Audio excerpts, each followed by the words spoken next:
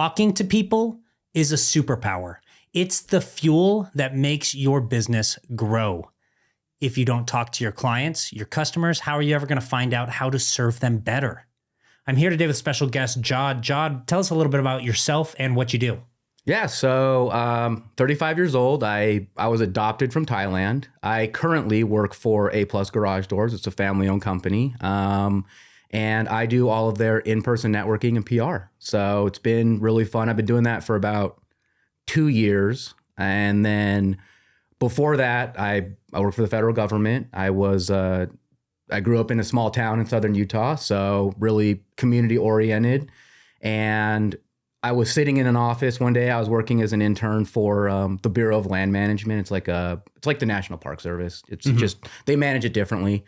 And we love BLM land. Yeah, you get to go shoot your guns, drive your cars, do whatever you want out there. It's really fun. And then my friend who was also working there, he's like, I'm going to go to Ranger School. And I was like jump out of a plane, honest to goodness Ranger School. He's like, no, I'm going to go to Park Ranger School. And I'm like, what is that? That can't be a thing. That's not real, right? Like you see the park rangers with the flat hats and, doing all the educational stuff. And that really interests me. I was like, oh, I can be outdoors, but also get protect, our nation's natural beauty. And I grew up going to Zion every day. I grew up in Kanab. So going to Zion a couple times a year was awesome. Been to Bryce a lot. And that really interests me. And since I was already in that space, I was like, all right, what is this? What is, being a park ranger? So I was in college at the time. To hold a federal commission to be law enforcement, you have to be 21 years old. So at that time I was 18 in college. I was like, that sounds great. I was studying sociology. I didn't really have a path that I wanted to follow other than I just want to graduate college. That was what was expected of me. And, I had a great time, but I needed some guidance in figuring out what I was going to do after that. Sure. So that really pushed me in that direction. I was thinking about joining the Air Force for a little while, but I was accepted into Park Ranger School. So I started, working out and getting ready and getting prepared for that. And after that, after I went to Ranger School, it took off. I went out to California for 2 years, came back, actually got the dream job. I got to work in Zion for 3 years of my career. Right on. And then the last stint, I was in Arches National Park, and they sent me back to FLETC. Are you familiar with Federal Law Enforcement Training Facility? No. So I did some extra training there and really got so there's two different commission types in the federal government. You can be a type 2, which is seasonal. So you work during the busy season, or you can be extended into the winter or year round. And then there's type 1, that's permanent status. So I went to FLETC to get my permanent status and got to go out and work at Great Smoky Mountains. Amazing opportunity. While I was there, I got to get my EMT. I got to do a lot of search and rescue training, a lot of really high speed, low drag type stuff. And it was great. I loved it when I was younger. As I started getting older, my adoptive father got really sick. He ended up getting Alzheimer's. So, and he was still in Kanab. So it was a really hard decision, but I moved him to St. George, and I was still in Moab at the time, which is a pretty significant distance to drive to go see him. And I was seeing him probably every week on my weekends to go and take care of him, make sure he's settling in. And it's hard to raise a family in Moab. It's a small town. It's pretty expensive. And on a government salary, town, really. Yeah. On a government salary, it's not ideal. So I was like, okay, I got to find a place where I can get to my dad quicker, and I can do something that is a little bit more family oriented. So I'm not going out on search and rescues every day. And, not that I didn't love that, but I needed to make a switch. Sure. So moved him and came up here. I had already built a relationship with they're like an adopted family. So Carrie Kelsch and Ryan Humphreys, the owners, founders of A+ Garage Doors. I never, and this is going to sound bad, but I never wanted to work for them because I didn't want to feel like it was a favor that they were doing me. So I was really hesitant. I was like, okay, I can be a police officer up here. And then I end up putting in, and they're like, well, yes, during when we're busy, you can hold a commission, you can, make arrests, but you're always going to be with somebody else until you go through our whole training program. And then when it's not as busy, you're going to be code enforcement. And I was like, what is code enforcement? That sounds not fun. It's like city municipal code. Yeah. And it's just like, oh, your tree is overhanging the street too much. And I'm like, there's too many people in this apartment. I was like, this does not sound like up my alley. This parking space is 3 inches too short. Exactly. So I was really, honestly, I was like kind of down on myself, and I don't like saying this, but I was in kind of a victim mentality, like, oh, what am I going to do? I've put in all this work. I can't find a job. And my partner at the time, she was like, why don't you just talk to Carrie? Like, just do it. What's the worst that could happen? Like, yeah, maybe you get a job, maybe you'll interview and they won't want you, And I was just like, I'll show you. They'll want me, right? So I went and I was like, look, I know you guys just let your social media manager go. My social media is very successful. My personal one was very successful. I did a lot of fitness influencing stuff when I was a personal trainer, and then transitioned over to cars. So, I mean, Utah following, I have over 20,000 followers on Instagram that I retained from fitness to cars. So I was like, all right, I do have a leg to stand on. I can do social media stuff. So interviewed with them. They decided they wanted to go forward with it. And Carrie was not part of the hiring process at this point, just because, again, I was like, hey, if you can be as hands-off as possible. And she was like, I completely agree. Yeah. You should be hired on your own merit. Yeah, exactly. And after that, like, I started managing their social media. And then they came to me and they're like, hey, we want you to go to this thing called Connect Utah. And I was like, all right, like, what is it? They're like, it's a networking group. You just go, have lunch, talk about our company for a little bit, and other people talk about their companies. And then you get together, and it's like a mini quick mastermind. Like, a lot of the time you don't go over like strategy, but you do hear what's going on in other people's businesses. And I'm like, all right, sounds good to me. Went there, immediately gravitated towards that group. I love all the people in Connect Utah. They're 2 hours on Thursday mornings type deal. Yeah. Well, Thursdays. Give them a shout out real quick. Yeah. So Connect Utah, there's an in-person group. There's a large Facebook group. And you can join that one. You just have to get on there, you can join that one. But there's also little ones for communities. So there's ones all the way down to St. George, all the way up to Idaho. And they meet 3 times a week, Tuesday, Wednesdays, and Thursdays. And if you want to go have lunch, it's an awesome opportunity, and it's grown our business substantially. And right on. I always describe it as I get to go and have lunch with my friends. Nice. So, it holds a little bit more weight when, say, someone comes to me and they're like, hey, I need a flagpole. And instead of saying like, oh, I know this guy, he did a mastermind, it's like, oh, I have a friend. My friend Parker does that. Like, it comes with a little bit more trust. Sure. So that's why I like Connect Utah. And there's also other groups that I go to, like BNI, Business Networking International.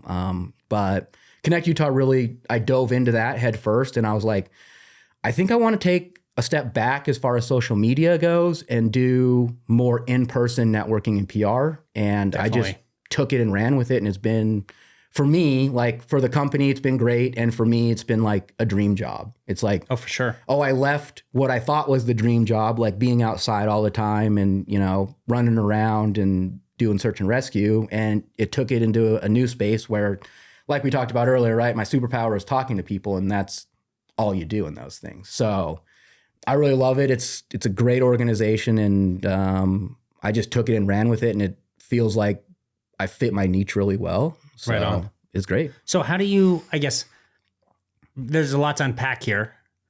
You said park ranger, and then you said working out. And I don't think a lot of people recognize that park rangers are like federal agents. Yeah. And you have the same like federal fitness requirements and stuff, I think, as like the FBI. Yeah. So FBI is a little bit different, but say like marshals, right? So the people who guard all the federal courthouses and do, the pseudo door kicking. It's a little bit less now, but anybody who's in that space. Well, I mean, park ranger, you guys are doing like drug busts constantly on like federal land. It's really interesting.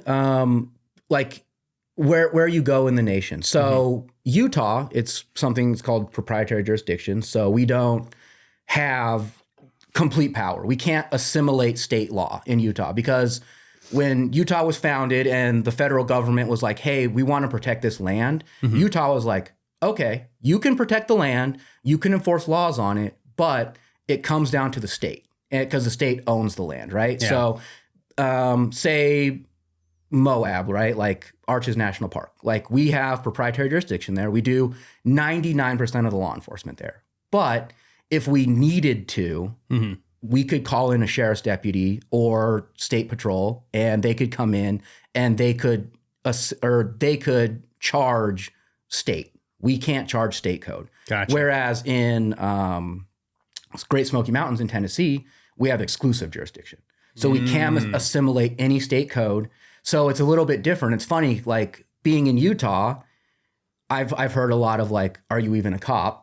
And yes, we are. They are. And then in Tennessee, they pretty much treat you like you're a state trooper. Yeah. So it's different where you go. But yeah, I held a federal commission and I could, do law on any federal land. It was fun. So I imagine that there's a lot of discipline that's developed in a job like that. One, you're trying to maintain fitness standards. Second, I'm sure you have equipment and gear that needs to be constantly maintained, right? Like you're talking about going on search and rescue missions pretty regularly. So I'm assuming you have like your kit, your loadout that you got to take on those kind of things. So there's, I'm sure, a baseline of discipline and professional development that, maybe set you up for success from that career into the one that you're in now. How do you think that those skills, translated or were particularly helpful? Well, it's one of those things, and it is a transition, right? Like going from even active military into like reserve military, right? Like there is a transition. You're still doing the same job, but the skill set still sticks around. So, I mean, in baseline, when you're writing somebody a ticket, you're selling them a ticket. Like in the end, they're going to take the ticket, right? Like just that's the rules. Never admit guilt. There you go. So if you're selling somebody a ticket, like I want to leave every interaction with like, thank you, or like, I appreciate what you're doing to protect us or something like that. So being able to talk people into thanking me for writing them a ticket is a skill that is like, it translates so easily into sales, but you don't have to be pushy about it because in the end, when you're selling somebody a ticket, they're getting the ticket either way. And if you take that into sales, it's like, I want them to walk away from this interaction happy. Like no one wants to spend, $20,000 on something, right? Like if they don't have to. But if you can show them the benefits and how it's going to affect them in the long run or the ROI, they're a lot more apt to be like, oh my gosh, like, thank you for helping me, or thank you for... You just exposed my business plan. Well, you got to read the book. I mean, it's all in the book, right? It's all in the book. So I think that like that one specifically as well. I mean, there's other things. It's like, yeah, show up to work on time. How, like it's not that difficult to do, right? Show up to work on time, treat people with respect, and you will be treated with respect and kind. So a lot of that I've been in situations that are very uncomfortable, right? But being able to pick out like the direction to go in sales is it makes it crazy easy. I was in California. We got a noise complaint. There was a group of campers, a large group that overbooked their campsite. Like I think it's, don't quote me on this because I don't know the rules anymore, but you're supposed to have like 5 people per campsite and quiet hours start at 10, right? So we got a noise complaint. I go out there. There's probably, 8 people at this campsite, all, having a good time, nothing like crazy. They're not like setting fires or anything. And I go out there and I'm like, okay, like I know grandma is in charge of this group. So I'm like, hey guys, like, let me talk to like your grandma. And I go over there and I'm like, hey, I don't care how many people are in here. Like, you just have to understand that, 20 feet over there, there's a family that's trying to sleep. You guys are being a little bit loud, which I'm fine with. It's great. You're out here having a good time, but I'm going to need you to calm it down and I'm going to leave. If I have to come back, everybody's getting tickets, and I'll just leave it at that. And I'm not coming back by myself. I'm coming back with, 3 of my friends and we're going to get this handled. And she's like, all right, cool. Never heard another complaint. Yeah. So it's just being able to talk to people and be like, look, reasonably speaking, like you're out here to have a good time. These people are out here to have a good time. Like we all need to be fair with each other. And it's just speaking to people with respect and not like putting them in a position where it's like, hey, you are bad for doing this or you are wrong for doing this. It's like, hey, I get it. Like this might be your first time out here. You don't know the rules. So taking that into just everyday life is invaluable, right? Like for sure. There's different rules behind it because, you know, I had the badge and everything and I had that authority. But if you come across with the knowledge and authority in other aspects, people will treat you with the same respect. So the way I'm unpacking this is like you have your base level was the discipline. Then the next skill that you learn on top of that is how to communicate with people in a respectful manner. Like you mentioned, it's sales. You're selling them on an outcome, even though it's not necessarily a beneficial outcome for them. Right. And the way that I'm viewing this, so I try to put everything into an entrepreneurial lens for the listeners or the viewers who haven't maybe made their first strides yet or are struggling to get started still.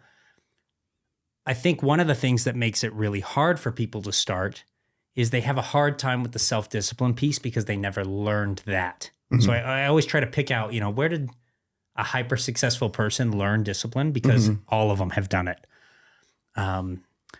So yours is, you know, it's coming with the training and the career. And then the next step to success is essentially the conversational piece. It's the in-person networking. And I think this is one of the things that a lot of entrepreneurs sleep on. It's probably the most effective way to generate leads, and it's the most effective way to get referrals, and it's the most effective way to get reviews, is just having these conversations. So as because I only have known you as super successful A+ garage door guy driving Porsches and stuff. So that's how I'm reverse engineering. How did Jod get to this point? And how can I teach a lesson that helps somebody else overcome maybe their obstacles? So start with the discipline. Discipline leads to the freedom.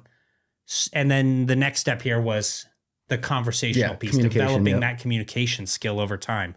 And it sounds like you actually had to do it in a very unique manner. That's probably a little bit more uncomfortable than most of us learning how to, sell a product or a service, right?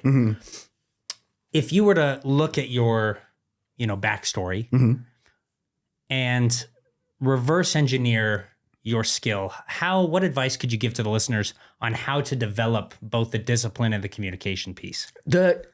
And I really liked in this section in your book where you got to a point where it's like, okay, how am I successful today? And I see that with Carrie and Ryan when they started the business, and I've heard it from multiple people. And for me, there was a moment in my training where I was like, this is the only option. Like it was during a PT test, right? Yeah. Like probably, or like I would say shooting tests and PT tests are probably the most stressful for a lot of people in that industry, right? Like you can shoot and you can run, and you got to be pretty dang good at both of them. Yeah. So I was running and I was getting a little tired in my head, and I'm just like, man.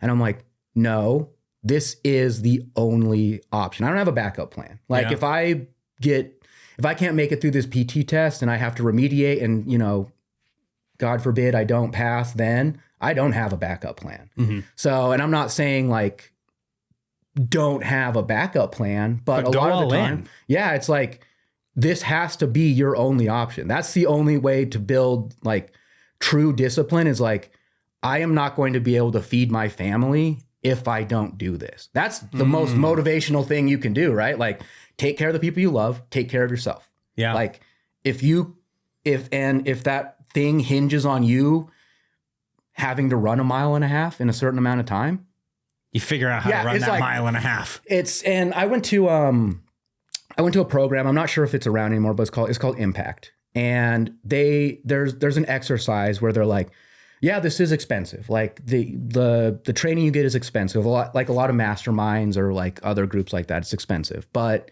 if I were to if someone were to go to you and put a gun to your head and say, hey, if you don't come up with $2,000, I'm going to kill your family.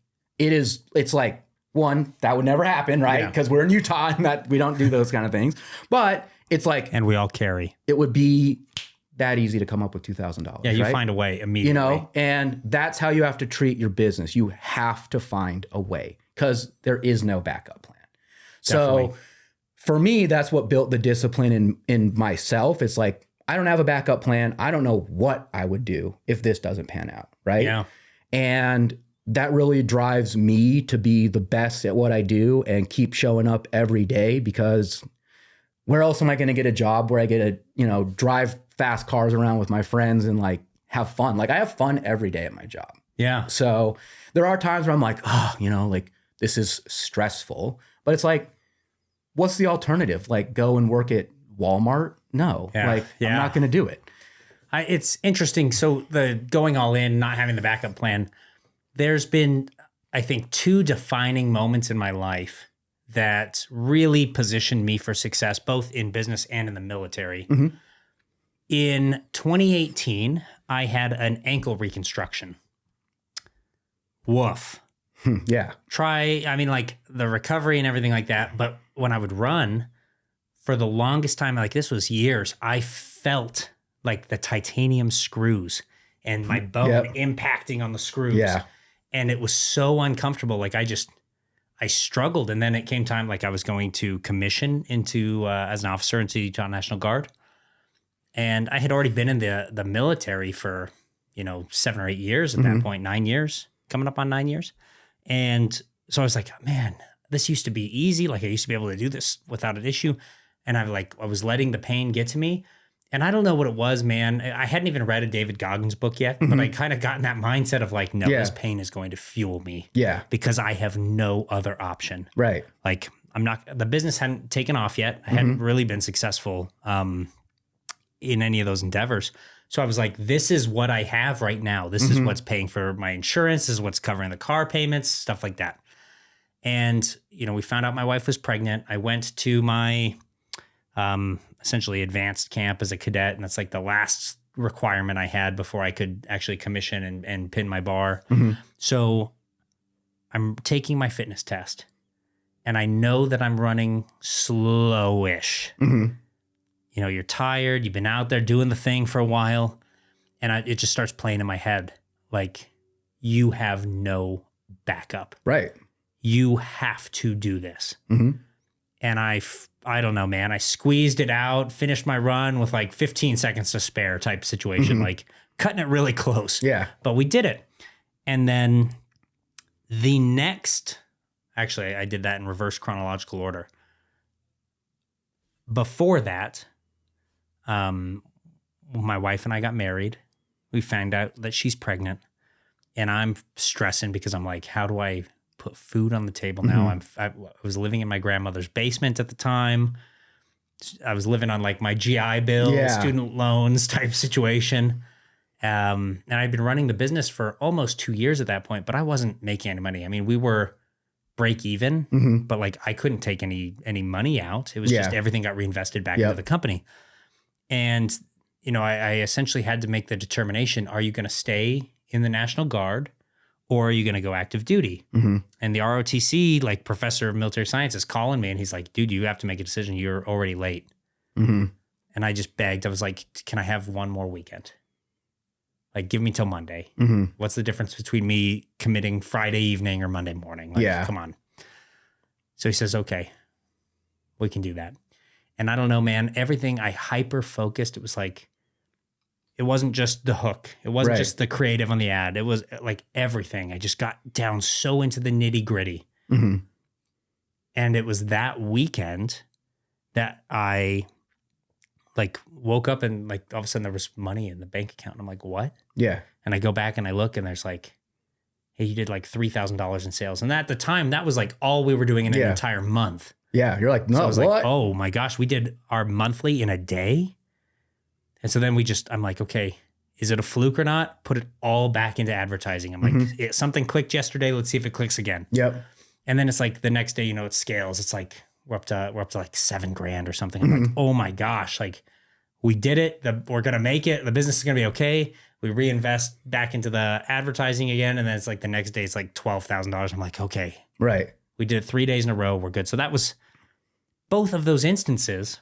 And it shows you can do it. You're Correct. like, oh, we can do this. In my military career and in my business career, I had the moment where I said, I have no backup plan. I have to figure this out.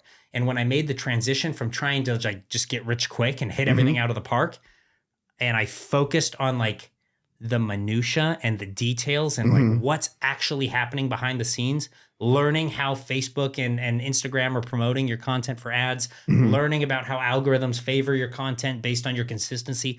Like the more I dove into all of that, because I had no alternative, the more successful I became. Yeah.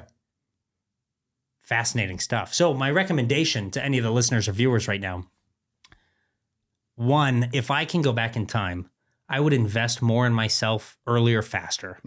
Invest in yourself and then have the discipline to stick with it.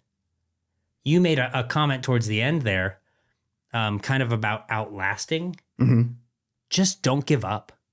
Like when you run into an obstacle, find a way to move around it or go over it or go through it, but don't give up. Most businesses fail in the first year. An even more significant number fail in the first 3 years. If you make it to that 5-year mark, if you just don't quit for 5 years, you will win. Like I totally believe that. Yeah. But, and all the knowledge that you've gained in those 5 years through pivoting or going through will then, like you said, you can just take, copy, paste. And it's like, oh, this works. Like, let's do this with something else.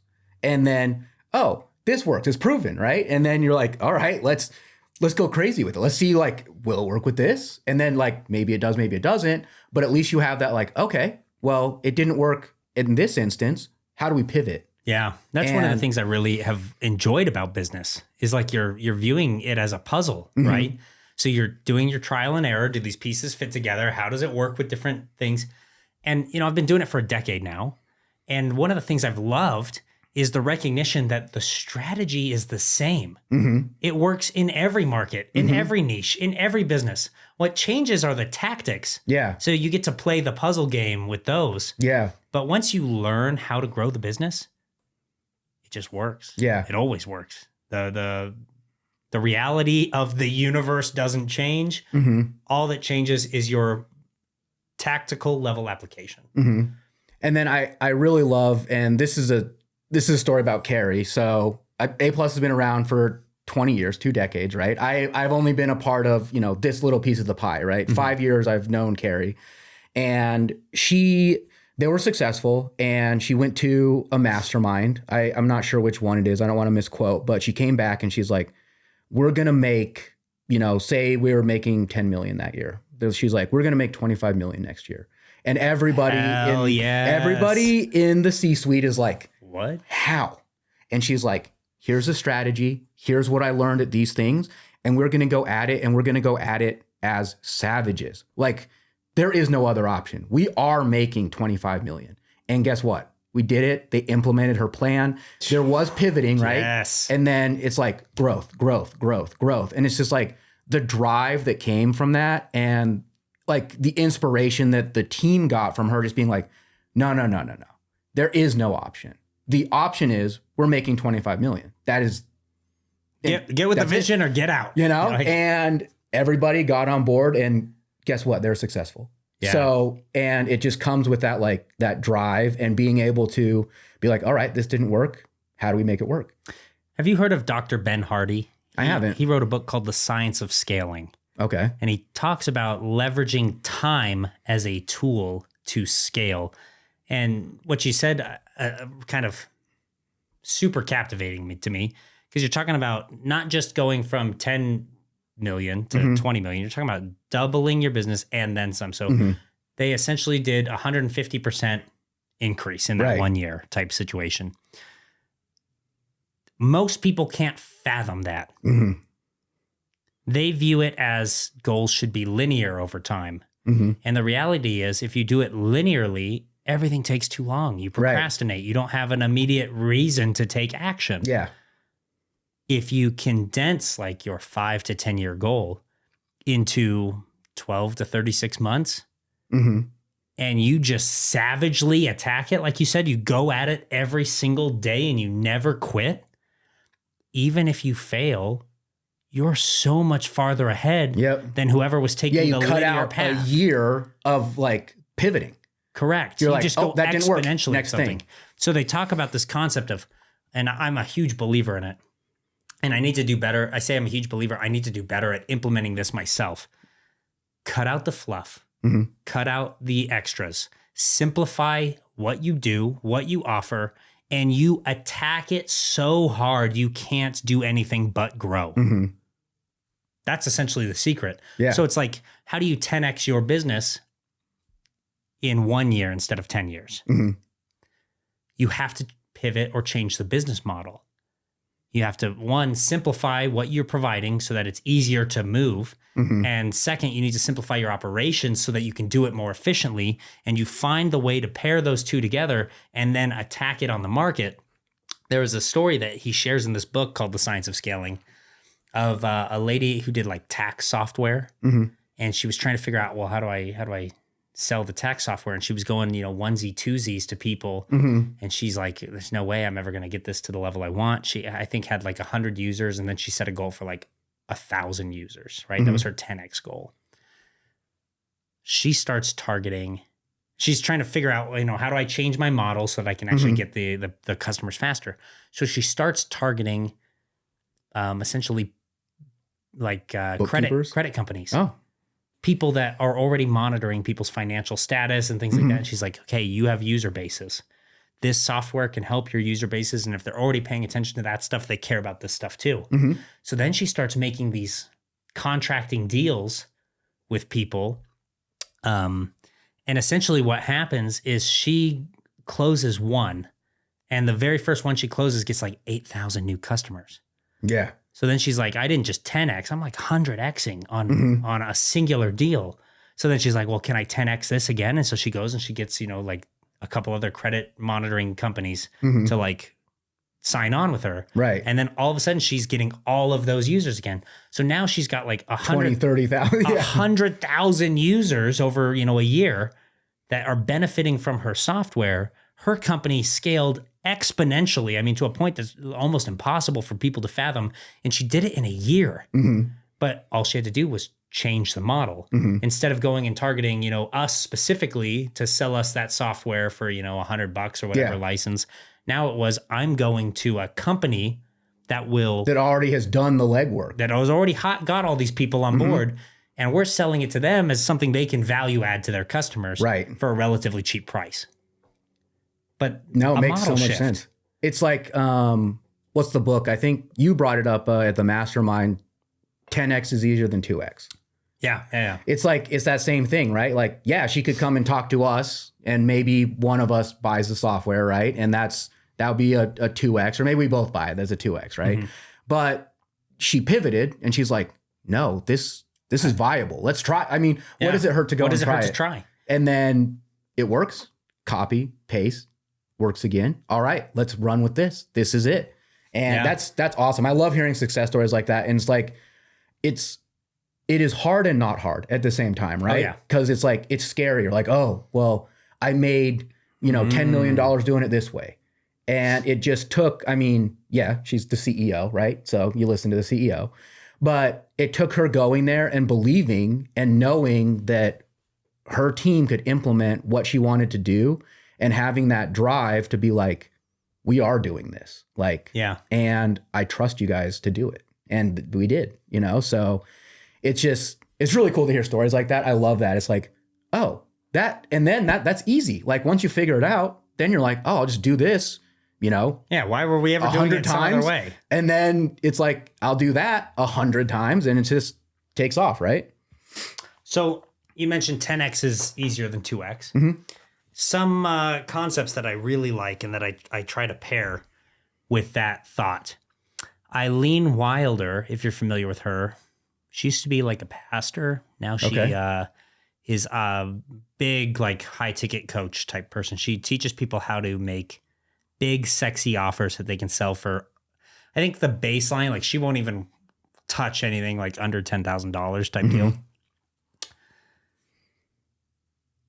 Life gets easier when you charge more. Life gets easier when you simplify what you do. When you charge more and simplify, you are way more likely to scale. The catch is, in charging more, you need to provide more value, right? So how do you provide the maximum value to a customer and simplify the operation and the provision of what you're selling in a way that lets you scale? And if you can figure out those two problems, your life gets really good really fast. It sounds like with Carrie's story, essentially, she figured out how to do both at the same time. Boom, adds $15 million in a year type deal. Doubles the business in a year. And that is not unheard of. She's one of those people that before I was in the industry, it just seemed like everything she touched turned to gold, right? It's just because if you're on the outside looking in and you're looking for that quick buck, or you're looking for like, oh, how did you do this? I woke up at 2 a.m. and I did a cold plunge and then I do day trade, like that kind of stuff. Like, if you're looking for that, it looks like everything she touches turns to gold. Like, oh, she's so lucky. It's like, no, she invested in herself. She worked her ass off to build the company first. Yeah, it was like... And then she's investing in her skill and knowledge by going to like these masterminds to learn more. And then it's crazy too. She wants everybody in the company to be successful. Like great. She wants to make, everybody a millionaire, which is awesome. And she's like, she provides these different like avenues for different departments. It's like, hey, we're putting on this sales course. Like, you guys got to go to this, right? So like, she's lifting them up and being like, no, like, what is it? High tides raise all ships, right? Yeah. So the better that our technicians in the field are doing, the better the company is doing. The more the company grows, the more the company scales, the more clients we bring in, the more money they can make, the more they can sell. And then the more high-end, doors we'll sell. And she's like, she's out there and she's just like, I care. I talked to her this weekend and she's like, I care so much. I want to make everybody a millionaire. Like, and she's like, I might need to like tone it back a little bit because like I'm putting a lot of pressure on myself to like, to help do this. Everyone. And not everybody has that drive. Not everybody... They don't necessarily want it. There's nothing wrong. There's nothing wrong with that. Like, the world needs people to be employed by CEOs. Like, that's just how it works. But she put so much pressure on herself. She's like, man, I just want everybody to be, where we're at. Like, let's get everybody there. And she's so driven. And the culture in A+ really gets behind that. Like the way we have everything structured, it's a team effort. And you've got A+ in your name. Yeah, I mean, there's some subliminal like messaging there. You want A players. And if you're not an A player, you're either going to get developed into being an A player or you're not going to stay on the team. Right. Because the culture of excellence doesn't tolerate mediocrity. And it is really cool to see someone come in and fit a position. And then they're like, oh, like, I don't really know if I'm like being as successful in this position as someone else might be. And they'll do the same thing in business, right? They'll pivot. They'll be like, okay, like I see your skill set. Yeah. Why don't we move you from being a installer to being a master tech? Like maybe you'll provide more value as a master tech. Yeah. Swap them over and they catch and they just go. And they're like, nope, this is the best decision I've ever made. Like instead of just being like, like get out of here, they actually look at your skill set and want you to succeed. And I mean, to a point, right? Obviously, all companies like let people go, but they want to see everybody succeed. Everybody who works for A+, like you come to A+ for the culture, for, you can make a significant amount of money if you're good at sales. Like you can make good money for, like you work, but you make good money without having to have a college education. And I'm not against college educations or anything like that, but it is an avenue where you can make 6 figures without having to go to college. College educations are a scam. Aren't you in college right now? I am. Yeah. I'm working on my doctorate in business administration with an emphasis in organizational leadership. And I'm confident that now with, my advanced degrees that I can say college is not necessary. The only thing that college helped me with was when I got my first job in the federal government, I got a pay bump because I had a bachelor's degree. Oh, yeah. Yeah. So same in the Army. You get a promotion if you have a bachelor's degree. If you want to be an officer, it's required that you have a bachelor's degree. To be competitive as an officer, you have to get a master's degree these days. So there's benefit for it. Mm-hmm. But when I think about my civilian career, right? Starting a business, running a business, I often say that university taught me all the things not to do because I went to business school and they teach you how to it's essentially be an employee at a Fortune 500 company. Mm-hmm. They teach you all of the most generic and basic principles. And so if you're trying to learn marketing and messaging, they're teaching you to not ruffle feathers and, don't take a stand on anything. Yeah. Only use 6 hashtags. Don't offend anybody. All that kind of crap. Right. And while I was trying to grow my first company, Oro Tacticals, military and Second Amendment themed products, it's hard to not offend people with those niches. But also people kind of just view you as nothing until you take a stance. Mm-hmm. So for building a new company, following the advice and the things that I was learning in business school was absolutely the wrong move. Yeah, I agree. I had to go against the grain. I had to do everything opposite. And literally, I made it a point. I was learning something in school. I'm okay, I'm writing this down for the test. And then I'm going to do exactly the opposite. It literally was a conscious decision. I will do the opposite of what I'm learning today. And then I would go home or go to work in the evening. And I would be okay, today I learned that I need to use clear, concise, short messaging, 2 to 3 sentences tops, 5 to 6 hashtags. I'm nope. Yep. I'm going to type 4 paragraphs. I'm going to fully share my thought on this, and I'm going to do all 30 hashtags. Yeah, I'm going to fit every single one I can in there. I'm going to get every character filled. I'm you're talking about me not... And they're well, you get reader fatigue, you get burnout. I'm no, I'm building trust. Mm-hmm. So I just went and I shared. Mm-hmm. And they talk about, people build relationships with the brand. They don't build relationships with the individual. That might be true at a big company. Mm-hmm. It's definitely not true for a small business. So they're talking about, your advertising should be product centric and stuff. My advertising started being me centric. Mm-hmm. I would get out there and I would put my face on stuff doing really dumb attention grabbing things. I'm curling a flagpole in one video. Right. I'm doing overhead squats with a flagpole, and I'm strength building exercises. And the hook is these flagpoles are really strong. Yeah. It's really just me being strong or being goofy. To sell that point, I did one ad where I'm wearing a muscle man suit. Yeah. And I'm these are strong flagpoles, But as soon as I started telling the story and I started being the face and the name of the company, that was, I think, a key factor in the growth and the trajectory that we went on. So I view university as a great place to go get certifications that you need or to learn to be an employee and be competitive in certain fields because employers want to see you have some education. But it's definitely not the end all be all. And it's definitely not required for successful entrepreneurship, right? My listeners will be tired. I say this all the time. The entrepreneur success formula. Continuous action plus continuous learning equals success. It's that simple.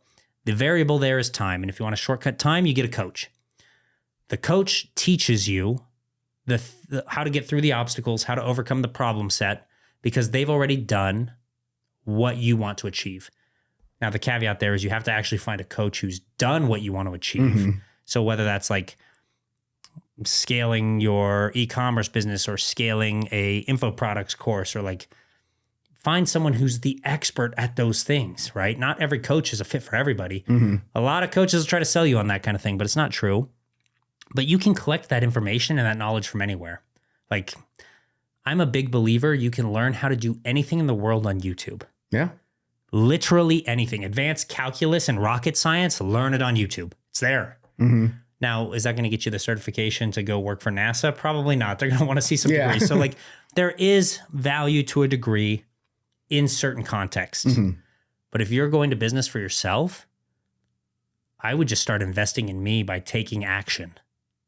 Yeah. Learning on the go. You could do what? A semester of college, or you could join a mastermind group. And I would say a mastermind group is probably going to propel you more quickly without a lot of the fluff. Like you said, right? You got to cut down the fluff. Mm-hmm. Why would I talk to somebody who was successful in e-commerce when we're a service-based industry? Yeah. Like, oh yeah. Different. Like, yeah, we still run ads and there are like the same things, but it's like, we have to worry, or we have to think about, like, where are we located in a city? Like, where are we showing up on maps? What's our LSA and, GMV looking like? Sure. So it's just different skill sets that you get in a mastermind that you just don't get in school. Like, you don't get to choose your professor. Right? Yeah. Like, I love masterminds.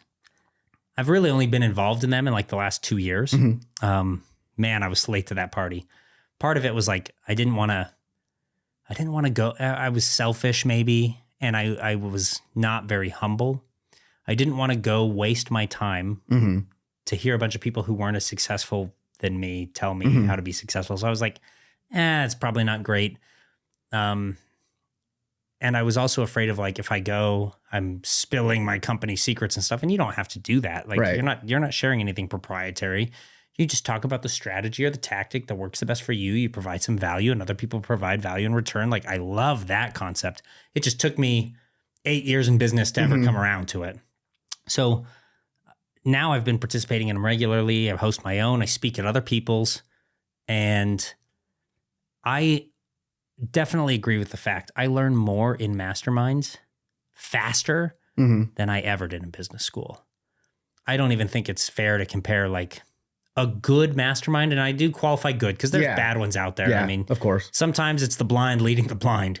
But if you can go to a good mastermind, like my VIP was like $1,000, right? Versus a semester of college, 4 months, even at UVU, pretty cheap, in-state tuitions, like $3,500 or something like that now. So I'm like, it's a quarter of the cost, and you will learn more in a day there than you will learn in a semester of business school. Right. And you build the connections, the contacts. Yeah. Well, your program as well, it was like, oh, that's, half the price of what a semester in college would be, but you have access. That's the big thing, right? Like, even if you have the best professor that fits your niche completely, you got to share that time with 60 other students, right? And probably he has more than one class. Right. So maybe it's 300, 400 students, Where it's like, if you're part of like your mastermind group, it's like, oh man, I got a question. I'll call Parker and, like, call you. Maybe you're busy, but you will get back to like the person within the day probably. Yeah. And then like just having the access to that knowledge base is irreplaceable. Like, college is great, but having the mastermind and having the, not immediate, but having the access to multiple different people in the fields that you're like going after, invaluable. That's so awesome. So it's been a month since the Mission Ready Mastermind, and now we're kind of outside of the normal scope of the podcast. But let me ask, just so I can catch it on camera. Okay. What did you think about that mastermind? I mean, what was the good, the bad? Give me the rundown on what you liked, what you didn't like, what I should do better next time. I really enjoyed the whole thing overall. I think, and this is not being braggadocious or anything like that, but my company is a little bit further ahead than a lot of those companies. Yes. So I went with the understanding that I would be sharing a lot of my knowledge and what works for us in the marketing department, what works for us as far as any other questions that people may have. And I went at it with that, but I still learned a lot. Like, the speakers you had were awesome. I really enjoyed is it NLP, like that, the trainer that was talking about like personality traits and... Oh, Mandy Keene. Yes. Like, I enjoyed that a lot because it's like, oh, that makes so much sense. Like, that's something that I never dove into, but I want to now. Like, it interests me. I read part of her book and I was just like, oh, this is crazy. And it's again, it's the communication thing, right? It's like, oh, I can communicate with this person most of the time, not all the time, right? Because they fall into these categories that are usually the same across the board, like some higher than others, but it's like, oh, this is how I communicate with this type of personality to get a positive result on both sides. Yeah. And that is like talking to people and like your business partners or like other people that you work with, and just being able to communicate with them in a very like easy way is, again, invaluable. These skills are not something that you learn in college, that you learn them by just doing them. And you're like, oh, well, talking to this person in this tone of voice doesn't work. What does work? Like how can I speak to this person to inevitably get to the goals that we both want to get to? Yeah. And hearing her speak, it's like, oh, that you know, and it's just like sense. high level people are like, they pay attention to that kind of stuff. And I think that's something that a lot of people just sweep under the rug. They're like, oh, I'm like, this is not the same. I do not want to compare it to like, oh, I'm an Aries, right? Like that's an excuse mindset. It's like, oh, I just do this because I'm an Aries. But it's like, no, like if you fit into this category more often than not, if I speak to you in this tone of voice with this like information behind it, I will get a better result than if I do it a different way. So for the listeners, Mandy Keene is, I think, a partner in a company called Understand.me. And what Understand.me is, that's the URL if you want to go to it too. Understand.me is personality assessments and then coaching around the personality assessments, the results, right? So you learn how different people think, function, feel. And then like for me as a owner and a leader, it's the recognition of how I can better interact with my partners and my team leaders, my like subordinate leaders.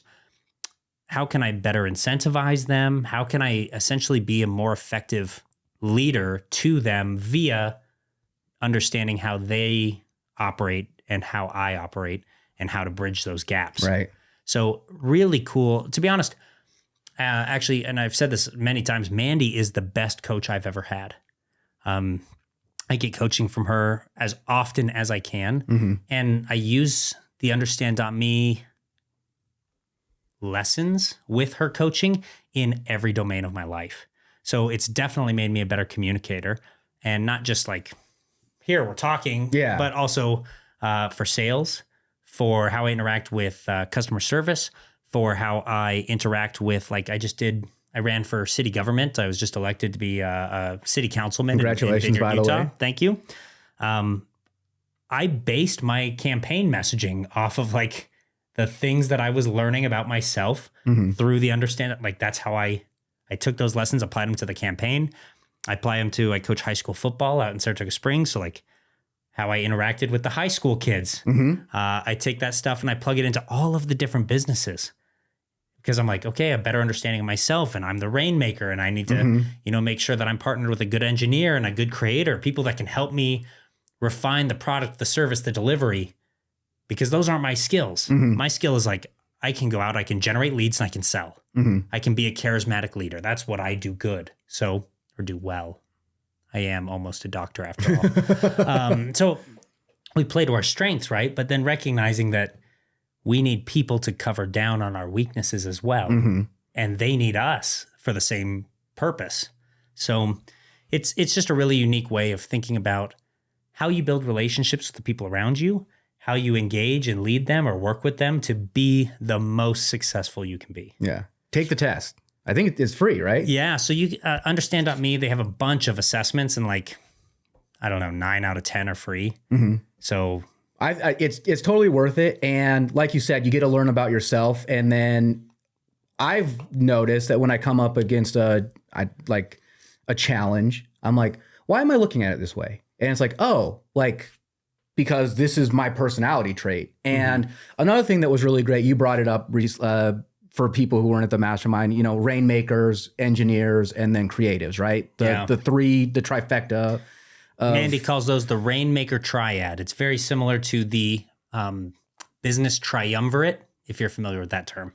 And when I was listening to that, I was like, oh, I'm good at all of these things. But what really resonated with me was like, I am great. I am a rainmaker. I am a great rainmaker. I am okay at the other things. Yeah. And being able to take a step back and be like, I need to find someone who is great at these other two things. And then, like you said, it goes from there. It just explodes, right? Once you find someone who is great at those other two things that you aren't great at, and it's not that I am bad at being a creative. It's just that's not where you're at your best. Yeah. So, and that was powerful to me. It's like, oh, I don't have to be great at everything. You can't be the trifecta. You can't be all three at once. And just being able to be like, okay, I need to find those other two. Definitely. So that was awesome. I enjoyed the mastermind. I think it was great. So on the Rainmaker triad real quick. The concept behind it is that every successful organization has at least three people. One, the Rainmaker. The Rainmaker is the person that like generates revenue, generates sales, brings in the attention, brings in the investor dollars. That's a Rainmaker. They make it rain. Then you have an engineer, and the engineer is the person that does like the process. They go through, they do the back ends, they make everything work the way it's supposed to work. The delivery is good, all of that stuff. And then you have like the creator, and the creator is essentially the person that like perfects and refines the product or the service. Like they are the ones that are making the thing beautiful and good. And every successful organization has those three people, or every uber successful organization, right? Because like Jod said, it's not that we're actually bad at any of those other things. It's just that that's not where we're at our best, right? So I know I need to pair with someone who's a creator, because I'm not a creator. I can wear the engineer hat pretty well, but it's not what I'm good at. It doesn't hold my focus. So I need an engineer too. Now, that concept, the way she taught it, is like for organizations, but I think it goes a step further. Successful teams have that triad too. Like, I'm just spitballing here, and it's totally like not real, but I'm using you as an example. Okay. Here. So like you're the head of the PR social media, right?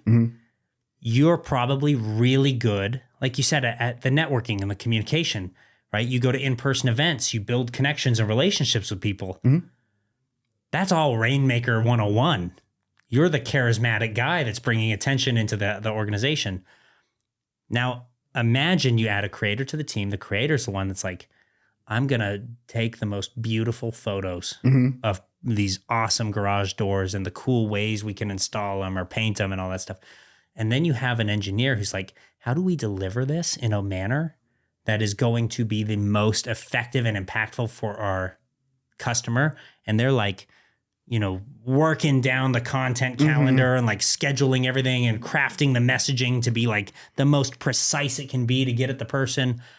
Like when you put those things together now you're creating essentially in the team a system that self-perpetuates the greatness of the team. Anyways, I was just no, that's really funny, because I think you hit the nail on the head, right? So we have a team of four. There's four of us. I do, like you said, we have someone who does all of our GMB, LSA, and we utilize a text campaigns and things like that. And we also have our own videographer, photographer, and we're all led by the not creative director. What's the C-suite variant of creative director?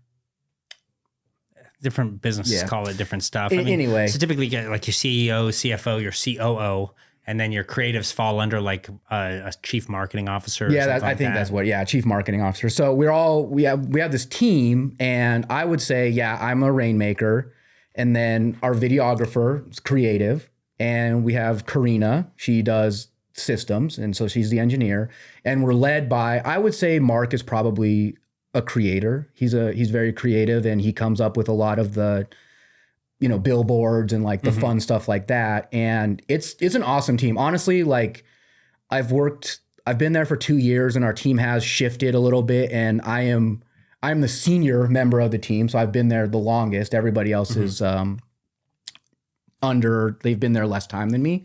But this year our team was created, and we have done things that I never thought a garage door company would do. Like we shot a video that is like Mission Impossible style. Like it's so the premise of the video, it's like all action shots, right? Like cool, like running explosions, like guns and all kinds of fun stuff, right? The garage doors raising. Yeah, no. And then so there's a scene where someone's running and then a car is chasing them and they run through the garage door, right?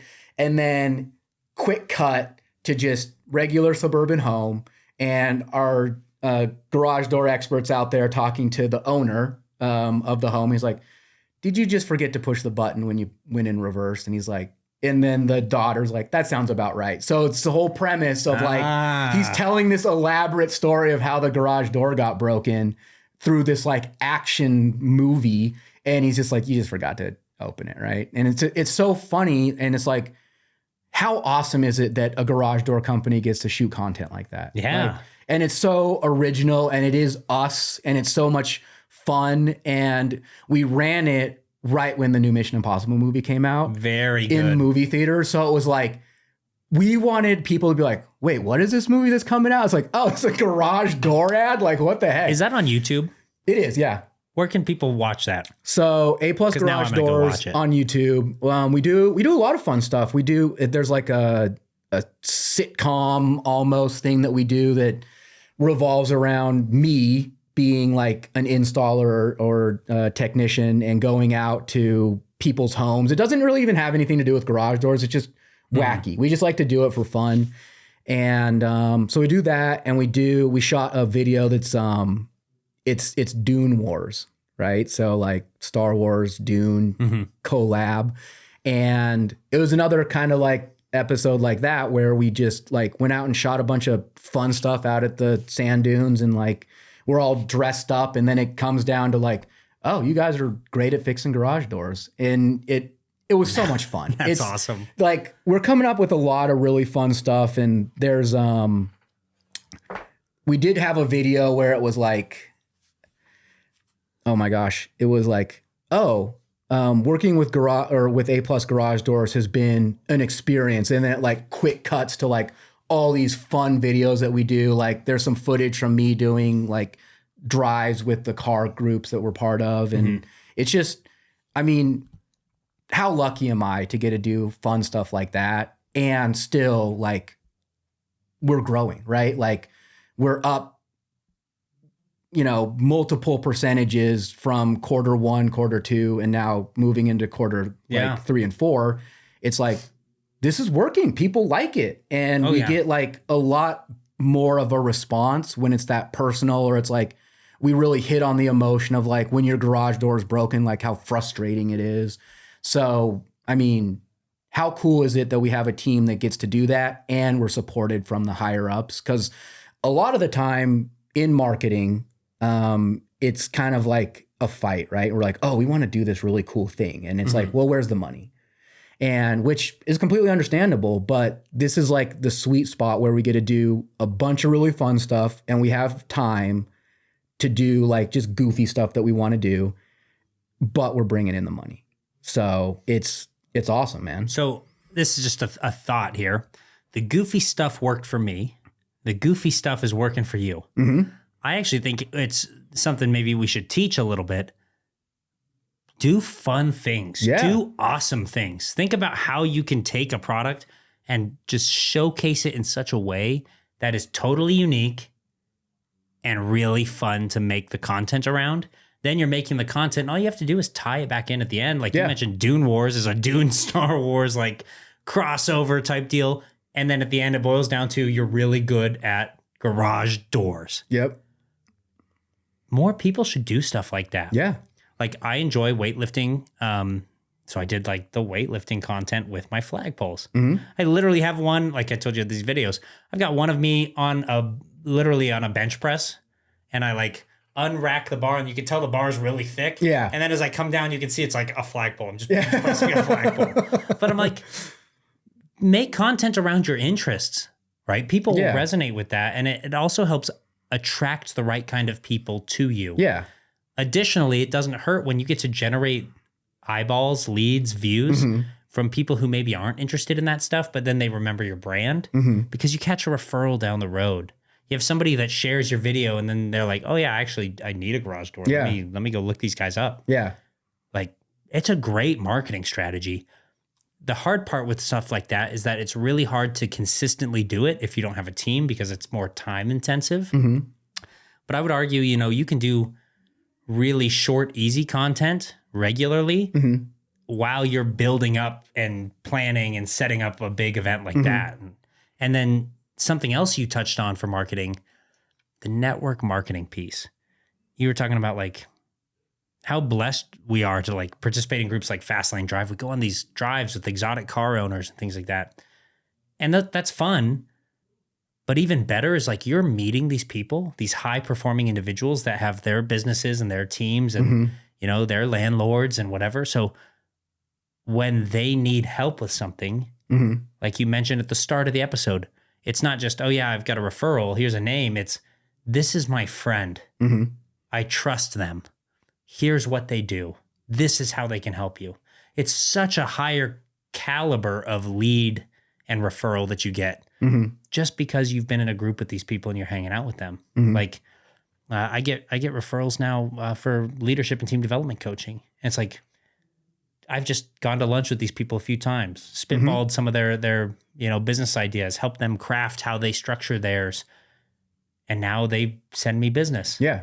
All because I just networked with them. Yeah. And it's so cool. And I didn't join Fastlane as a networking thing. It just kind of warped into it because I become friends with these people. Yeah. And then it's like, oh yeah, dude, we can take care of that. Like, no problem. Like, and it's easy because I'm right there.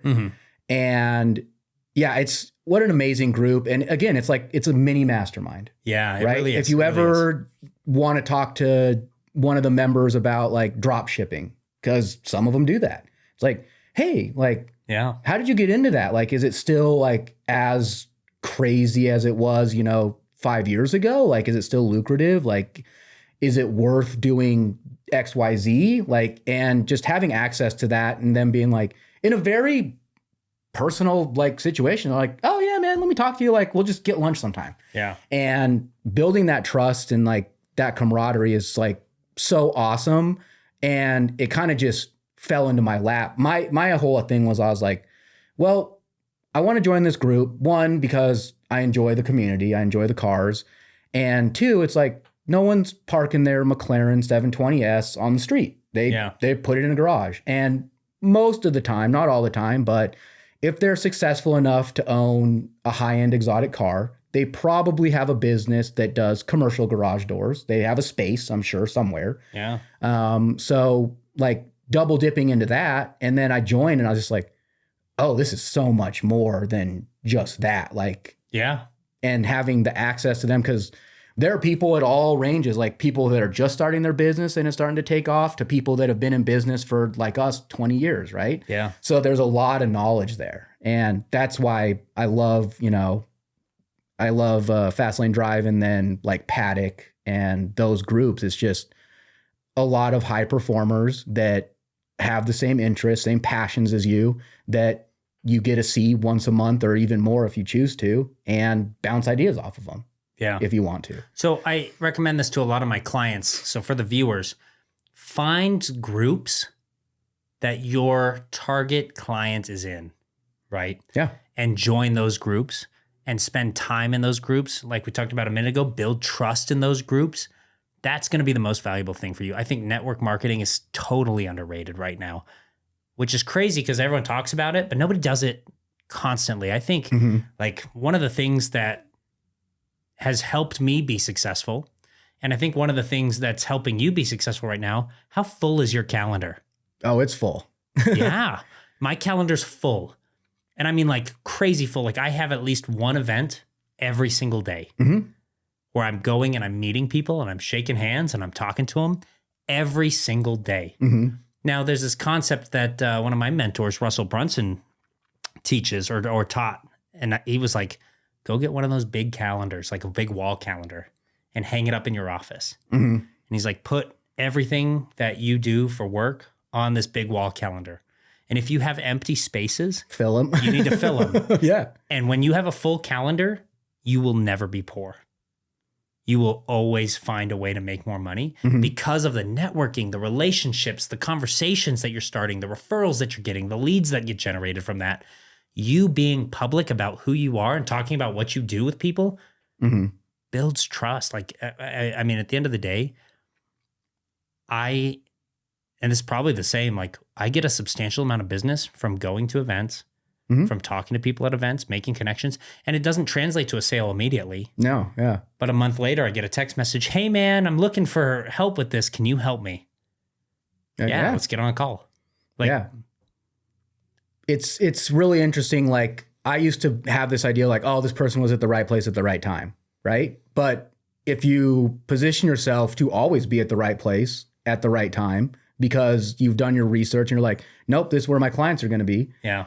It's crazy. I was at, we did the Fast Lane Drive TTC event, and we were just out there. A mom and her kid walked up. I mean, we have a bunch of cool cars out there, so she's taking pictures, right? And she's like, she saw my car. My car's branded for A+ garage doors, and she's like, oh, like I actually need your card. I'll give you a call. She's like, there's something going on with my door. I can't figure it out, but like this is perfect, right? So.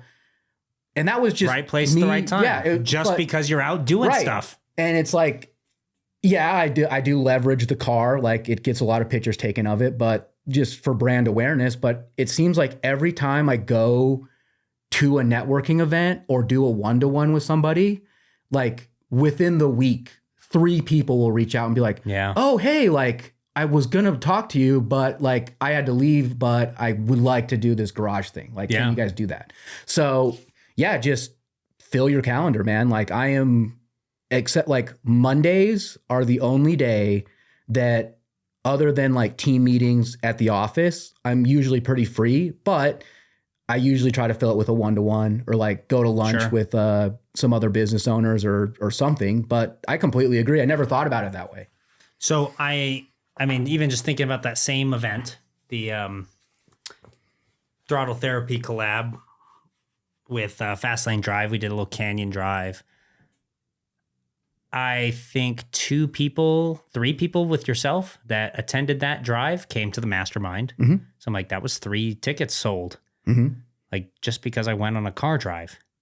Now, stemming from that, you know, in the future, there's probably going to be a referral or something from one of those 3. I'm like, it doesn't stop there, but there was immediate return on that investment for me. And then and it's a time investment going to the event, participating.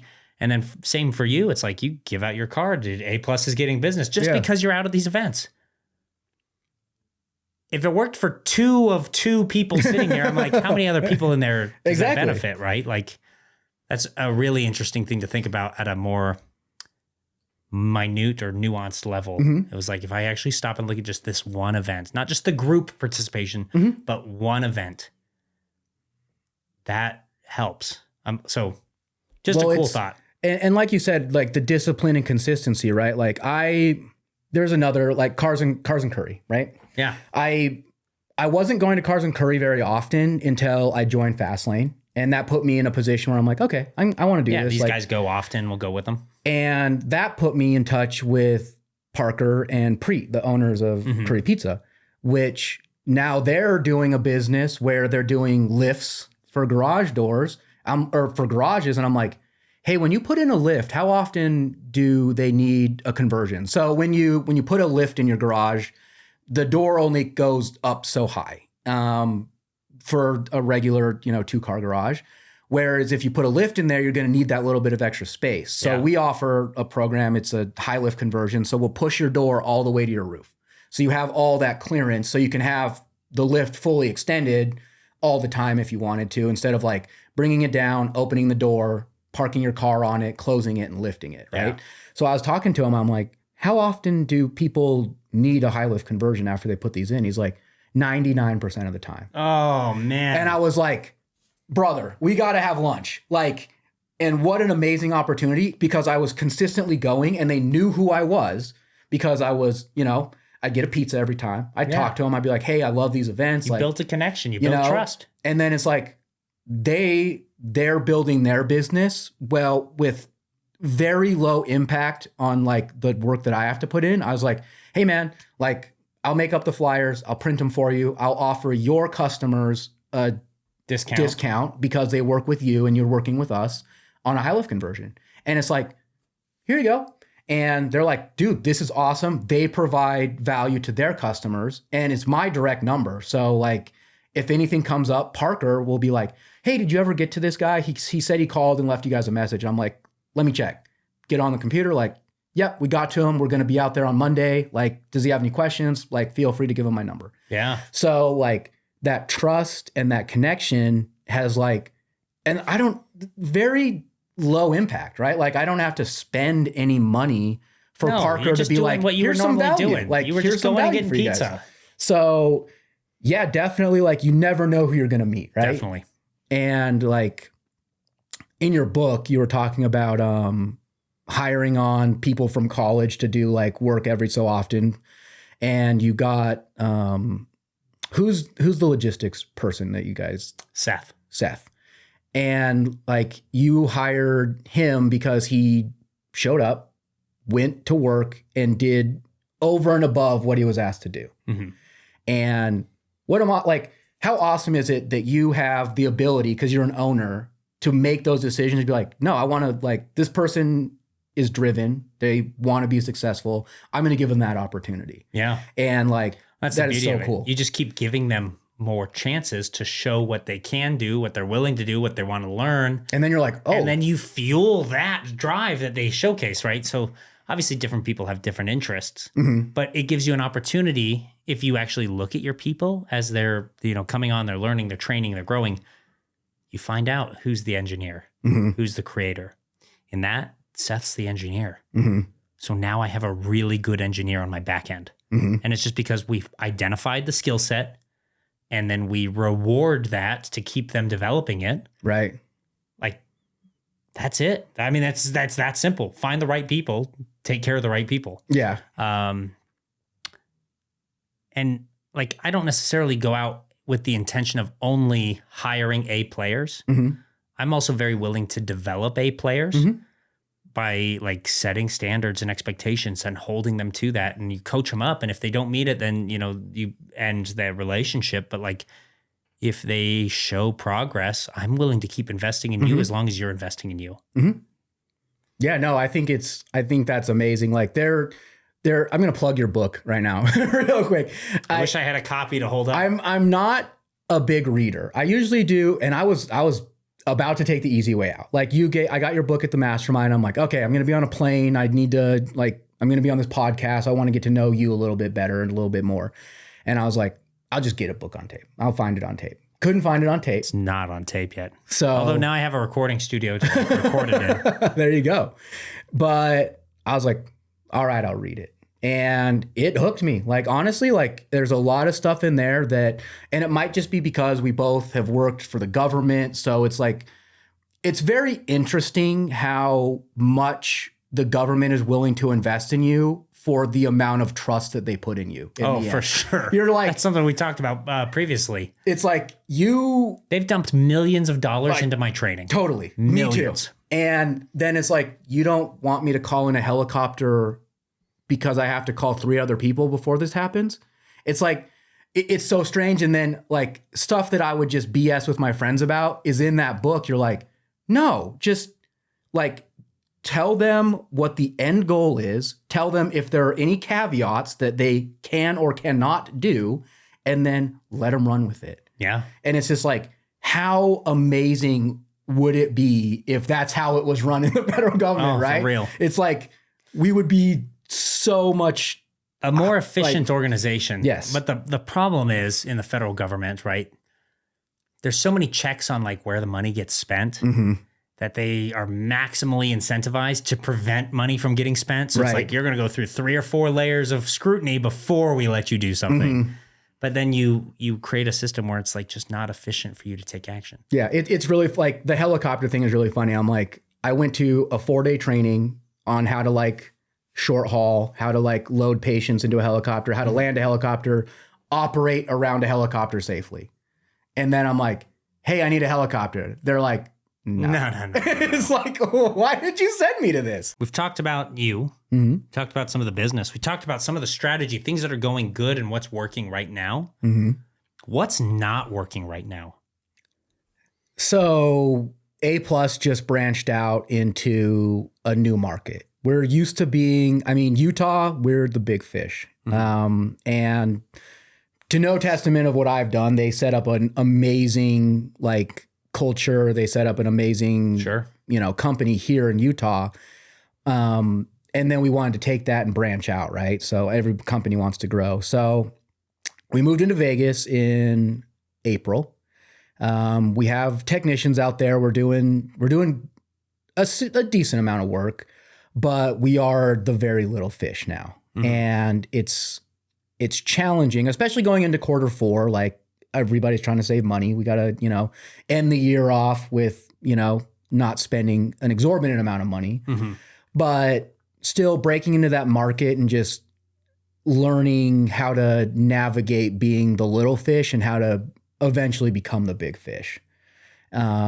Especially with our main team here in Utah. We have a team out there, and we have some people that are starting to do what our videographer does and what I do out there, but it's just not as established yet. We haven't built that network yet. Mm-hmm. So our biggest struggle is taking everything that we've done here, moving it over, and then attacking that market in a different way. Because the Vegas market is significantly different than the Utah market, I would say. And what do you mean by significantly different? Or what is significantly different? So we are known as a family-owned company here. We are established. We have a significant amount of market share, where there, no one knows A+ at all. Like, a lot of the time, if you say oh, I work for A+ here, they're like, oh, I see your billboards, or, oh, I see your trucks. Mm-hmm. And there it's like, oh, I work for A+ garage doors. And they're like, oh, I've never heard of them. We don't have a foothold yet. Sure. So, but is that the market different, or is that just you guys are trying to penetrate the market still? From what I've heard and I've talked to a few people on the Chamber of Commerce and things like that, their big thing there is community, right? And we aren't part of the community. We aren't seen as part of the community yet. So obviously the people that work there,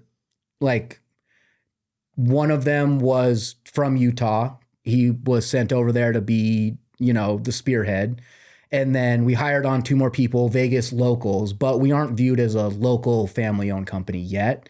And Vegas is one of those places, the revenue is driven by tourism for mm-hmm. a lot of it, where the locals are kind of like, well, I just don't want a company that isn't going to be here in 2 years. Like, how do I know A+, how do I know the longevity of A+? It's like, yeah, they did it in Utah. I mean, this is coming from somebody who might do way more research than your average person, but it's like, yeah, they might be successful in Utah and have a significant amount of reviews, but how do I know this company is here for the betterment of, Vegas? And so we're trying to go to a lot of community events that are put on by the chamber and really show hey, we're family owned. We're here for the long haul. We want to provide value to Las Vegas residents. It's just scaling to the point where we want to be. And obviously everybody wants, let's hit it hard, but it's just slower than we'd like to be growing. What are you doing as far as the strategy for market penetration? How are you telling your story? How are you telling the residents that you want to be there for the long haul and that you're going to invest in the community and that you're trying to help? We so the news channels, we've done a couple things with the news channels, telling who Carrie is, showing how she started the business. We do lean into female owned, family operated. And so she's on the news. We use radio, which is surprising to me coming from my generation. I didn't think radio was still as viable as it actually is. And, going to as many events as we can. There's a Fastlane Drive chapter as well in Vegas that I've gone to a couple of their events. I would love to be down there a lot more. Maybe next year I'll be down there a lot more. But just going at it from that perspective. But you know, what's the secret sauce? Like where is that thing that we can 10x? And we're just kind of, you know, searching that out. Curious. I'm just thinking, you know, how do you get their attention? And some of the initial thoughts, not that these are the best thoughts, just initial thoughts. I'm like, okay, you run billboards and stuff up here. Mm-hmm. We do. I think we have a couple billboards. Run some of that stuff down there. Sponsor events down there. Yeah, that's a new. Hey, every high school football team will put a banner up in their stadium for like $200. Really? Yeah. So I'm like, you're penetrating communities. People just start seeing you. Like, just put up banners at every high school. Like, because you spend $1,000. Mm-hmm. You get 5 banners made at 5 of the biggest schools or whatever. Mm-hmm. They hang them on the fence around their football stadium. And while that's not necessarily the most impactful way to market, it's like people start to subliminally recognize, you're part of the community. Mm-hmm. You're part of the community. You're part of the community. And, you know, you get 500 to 1,000 people at every home game. So it's like people just start seeing it repetitively. The beauty is you don't just do that alone. You pair it with something else. So I would go social media. I'm on Facebook, Instagram, right? Homeowners. TikTok people aren't as many homeowners, so I'm not necessarily there. And YouTube. And I'm like, one, keep making the YouTube content, the good, like we were talking about earlier, but also how can you clip, cut, use shorts, reels that are hyper targeted to that location, right? You go on your Facebook ads account or your Meta ads account, so it'll do Facebook and Instagram. Spend like $10 a day just in like a 5-mile radius of like an area you're really trying to target. So every school that you put a banner in, drop a pin on that 5-mile radius of like, we're targeting people here. And then they'll be like, oh, I saw that at the football game. Oh, I saw that ad. Yeah. Well, then you just start repetitively appearing in those communities in that, like in their minds and in their phones and on their, where they go to. So I would try to pair those things all together. Like find the 5 richest schools in Vegas. And those 5 are the ones that I'm putting a banner at. And then I'm also going to look for a billboard that's close or that's in that 5-mile radius. So I'm going to put a banner at the school football game, maybe one at the basketball game too. You know, who knows? I'm going to put a billboard around there and I'm going to drop a pin and I'm going to target you on Facebook and Instagram if you're a homeowner in that community. That makes sense. But I'm like, then you have multiple avenues for people to see you. Better saturation then. The billboard's the most expensive part of that. Because like the Facebook ad, seriously, if you're doing like a small radius, $10 a day and you'll get saturation in a couple weeks.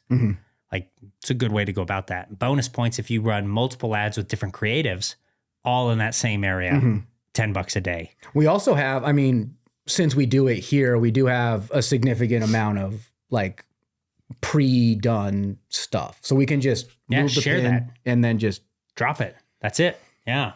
So you take your best performing stuff from here, run it down there, and then do every door direct mail to those neighborhoods in those 5-mile radiuses around those schools, the richest schools. And the reason I chose the richest schools is because those are going to be the people with the highest income in the area. The highest income also correlates to highest likelihood for home ownership.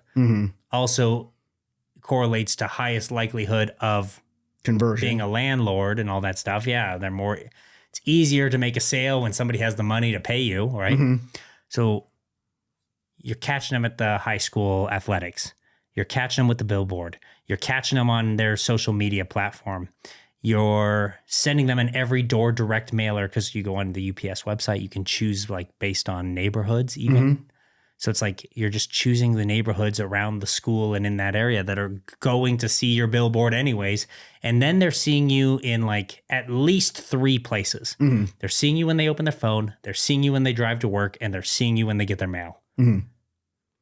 The concept behind this is like, most of the time, people don't build a connection on the first view. Right. typically you'll see an ad 3, 5, 7 times before you'll click on it or go into it, right? The first time you scroll past, but maybe after a few times, it's piquing your curiosity a little bit.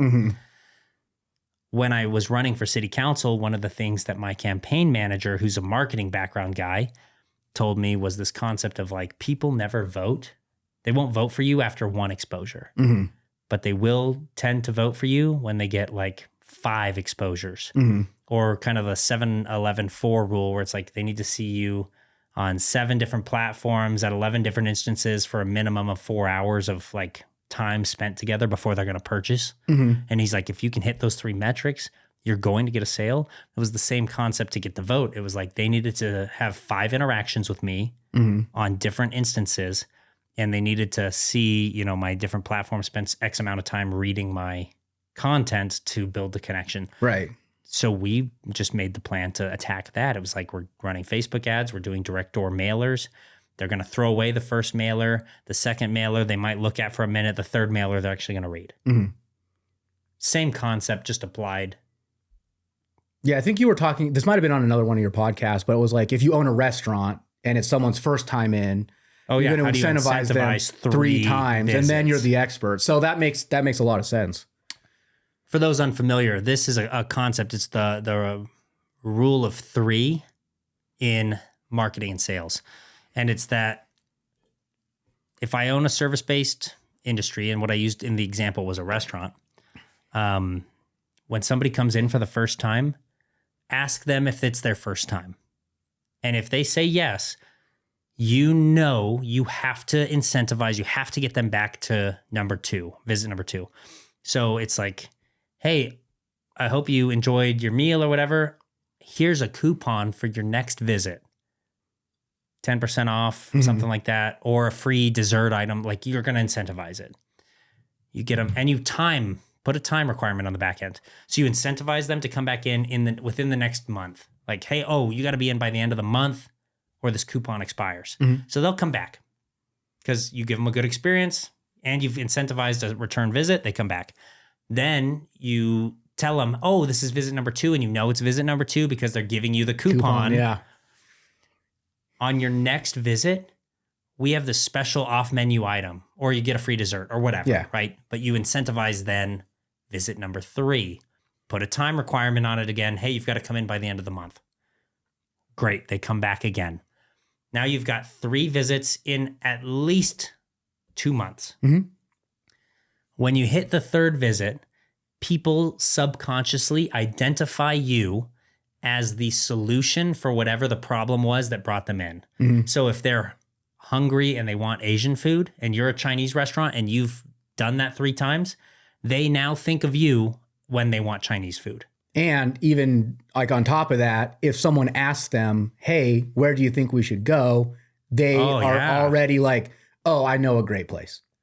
Like, they really take care of you. Referrals. Which is, you saying that is so insane because that has worked on me and I didn't even recognize that it was going on. And I didn't know like if that was the game plan on them, but I'm just like, this sushi restaurant is the only sushi restaurant I will go to because I had that same kind of experience. And it's just like hearing you say that, I was like, oh man, they got me. But they are good, but they got me, you know? And it's one of those things. It's like, I mean, it worked on me, like, and I'm in marketing. Like, I can recognize a lot of things. It's like, I know what they're trying to sell here, but like, no, it totally worked. It's crazy. That's it. So was there anything that you guys have tried maybe in your network marketing or in social media or videos that just flopped, that didn't work? Like, what should the listeners avoid doing? I mean, this is kind of overarching, right? But don't put all your eggs in one basket, right? Like, we get a lot of sales through Facebook, which is, it's a fairly safe platform. But if you have a business account and you are one of the 5 people that has access to it, or even more in some cases, the whole marketing team has access to it.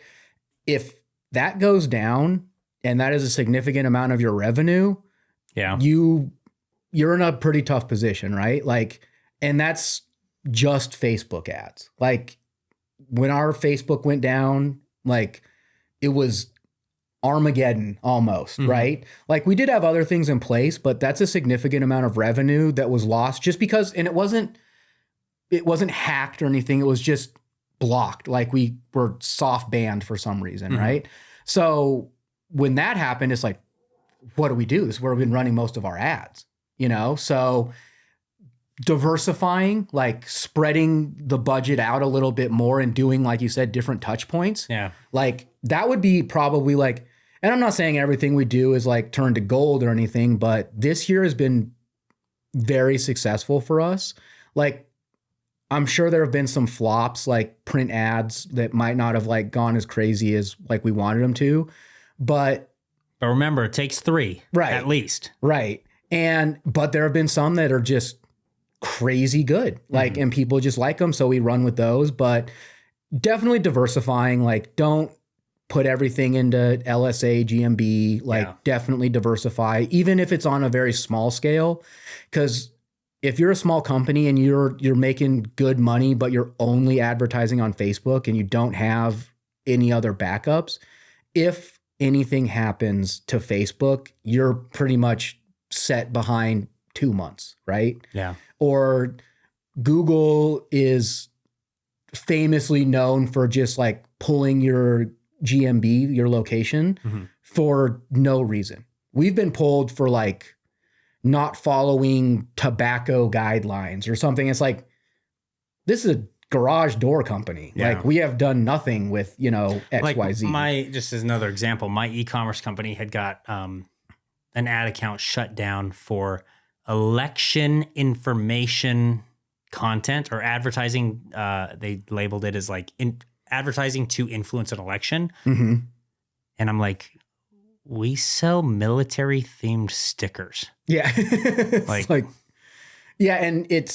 And you know, Google does great at what they do and their whole business plan is to get information out to people. But when you're working with them, it is very tight-lipped. It's like, hey, why is this? And they're like, well, we can't tell you. And then you're kind of in a position like you either wait or you pivot.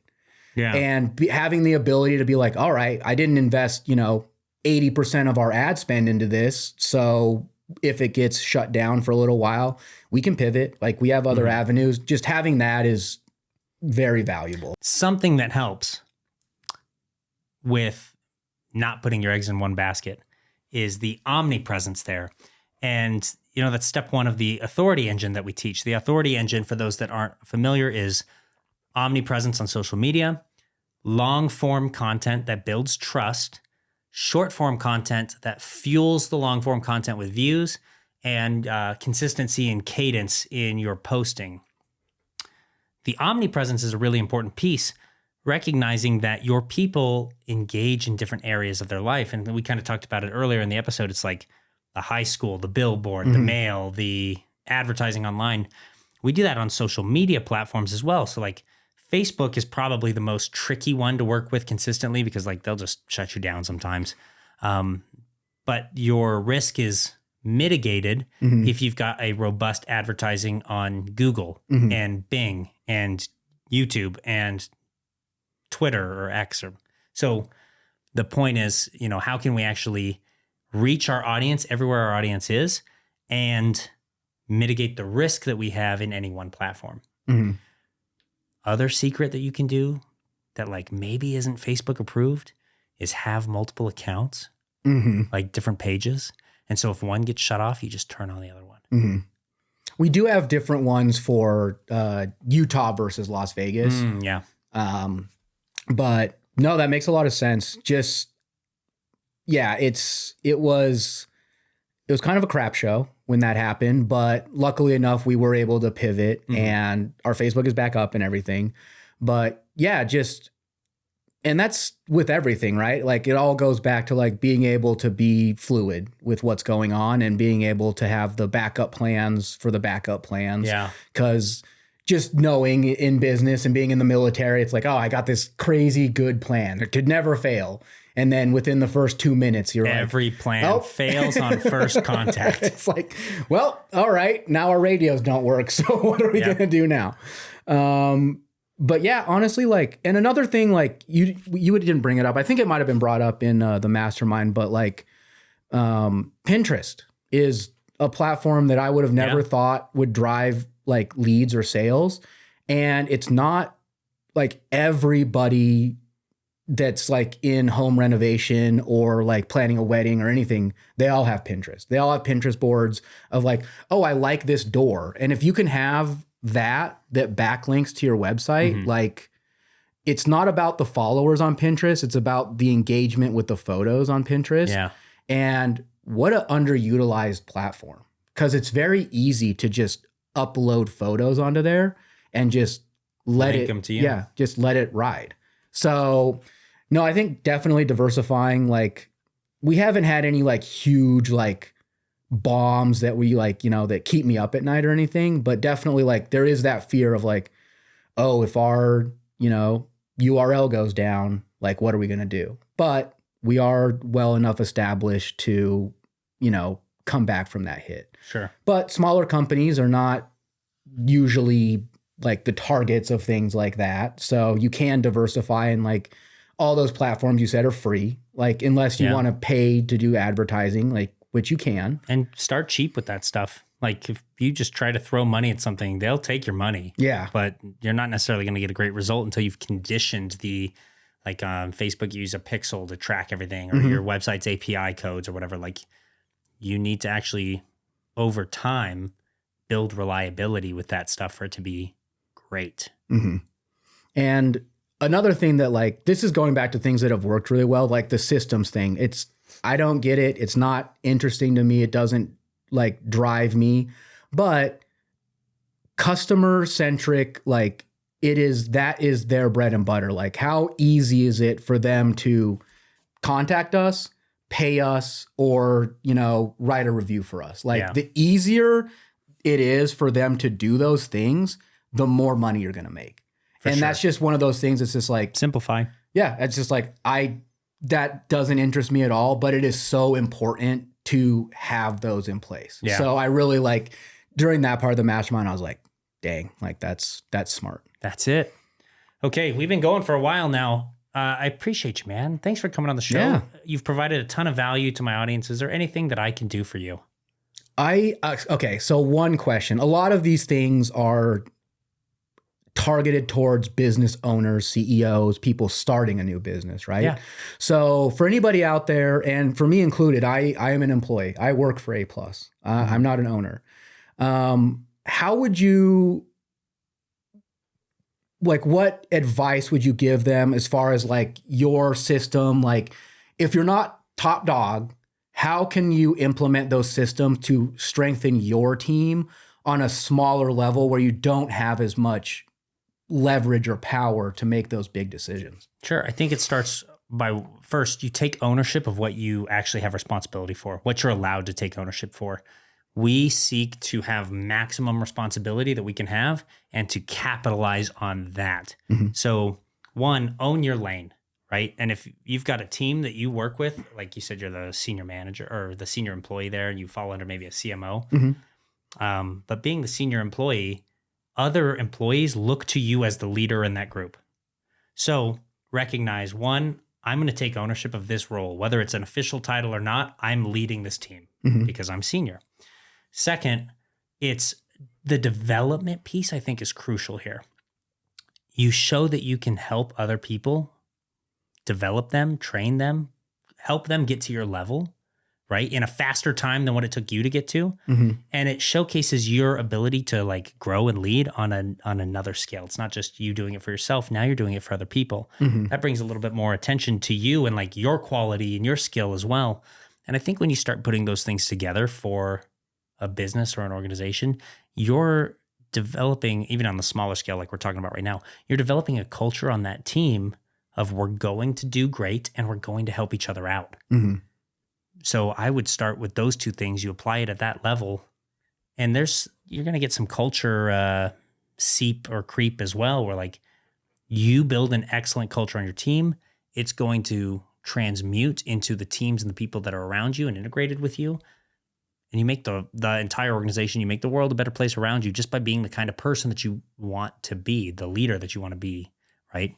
One of the litmus questions for me, or statements, is like, when I became an officer in the National Guard, I am trying to figure out my leadership style at a higher level, right? Because I was making the transition from leading teams of like 5 to 8 people to leading a team of like 30 people. And so then it's like, well, I need to be the leader that I would want to work for if I was them. Right. Yeah. So take some that kind of thought process, apply it to how the team does their things. I think that's it. Nice. I hope that's a good answer. No, I really appreciate it. Like, throughout reading your book and like other books too. And like, there's so much information out there for like business owners. Yeah. And again, that's not everybody, but there are high performing individuals that aren't necessarily like there on the ground level when the company started. Yeah. But I would love to provide that value to them and be like, no, like you can apply these things anywhere without having to be the CEO, right? Yeah. Like anywhere that you have responsibility, like I said, take ownership, and then you can do what you need to do within your lane to win, right? So yeah, disciplined initiative, that's something any team can install. You don't have to be an owner to do that. Although if you are an owner, like I definitely recommend you set that as like the expectation and the standard for the organization as a whole. And if you're not an owner, you can maybe only take responsibility for your team, but set that as the expectation for your team.